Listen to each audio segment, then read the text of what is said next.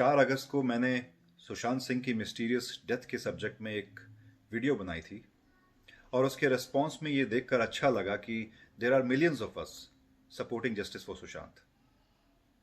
मैं इस सब्जेक्ट में हाई फ्रीक्वेंसी में वीडियो बनाना नहीं चाहता हूँ। मेरा इंटेंशन न्यूज़ शेयर करना नहीं है। न्यूज़ आपको प्राइम टाइम न्यूज़ चैनल जैसे कि रिपब्लिक नेटवर्क, जो कि ईमानदारी के साथ इस केस को कवर कर रहा है, और टाइम्स नाउ न्यूज़ नेटवर्क, इनमें मिल जाएगी। तो मेरा इंटेंशन न्यूज़ शेयर करना नहीं है, मेरा इंटेंशन अपने व्यूज़ को शेयर करना है। और आप सबसे ये रिक्वेस्ट करना चाहता हूं कि इस केस के बारे में जानिए, इस मूवमेंट को सपोर्ट कीजिए। I believe that any sensible and honest person after having some understanding of this case will support justice for Sushant.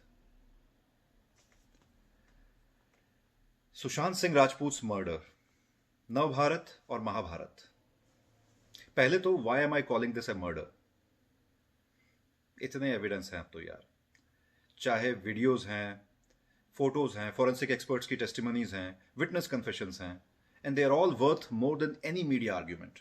So I know for sure there is no way this is a suicide, period. अगर आप इस case को करीब से follow कर रहे हैं तो ये बात आप भी जानते हैं। नवभारत और Mahabharat.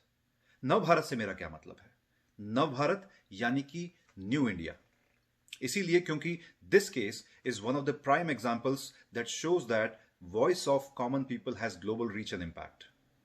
There is more transparency to things thanks to social media, and middle class of India is reignited and a new people's movement has begun.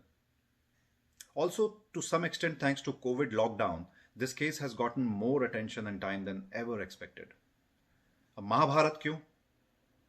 क्योंकि हजारों साल पहले की महाभारत में जैसे कौरव और पांडवों की सेना थी, ठीक उसी तरह इस केस में भी मैं दो बड़े साइड्स देख रहा हूं, कौरवों और पांडवों की तरह। कौरव, जो कि हमारी सोसाइटी के बुराई को रिप्रेजेंट करते हैं, वो अपने आप को छुपा नहीं पा रहे हैं। They have gotten exposed unexpectedly and they have all come out in open, out of desperation. Kaurav पूरी फोर्स के साथ बाहर निकल गए हैं क्योंकि वो जानते हैं कि ये केस बड़े बड़ों का तख्ता पलट देगी। वहीं दूसरी तरफ पांडवों के कुछ सेनापति हैं जो सच को सबके सामने लेकर आने की हिम्मत जुटा पाए हैं। अगर आप इस केस को फॉलो कर रहे हैं तो मुझे ये आपको बताने की जरूरत नहीं है कि इसमें कौरव कौन है और पांडव कौन है। रिया चक्रवर्ती, मुंबई पुलिस कमिश्नर परमबीर सिंह और संदीप सिंह जैसे लोग कौरवों की सेना के फ्रंट लाइनर्स हैं, पर फिर भी वो सिर्फ मोहरे हैं। कुछ करप्ट न्यूज चैनल्स जैसे कि एनडीटीवी और आज तक, और करप्ट जर्नलिस्ट जैसे कि राजदीप सरदेसाई, और कुछ करप्ट ब्लाइंड आइटमिस्ट्स जैसे कि राजीव मसंद, ये कौरवों की सेना की पीआर मशीनरी का हिस्सा हैं, पर कौरवों के मंत्री तो कोई और ही हैं। कौरवों को मर्डर और फाइनेंशियल एंगल पे रणभूमि पे पराजित करना मुश्किल है क्योंकि इनसे जुड़े सारे सबूत शायद मिटा दिए गए हैं।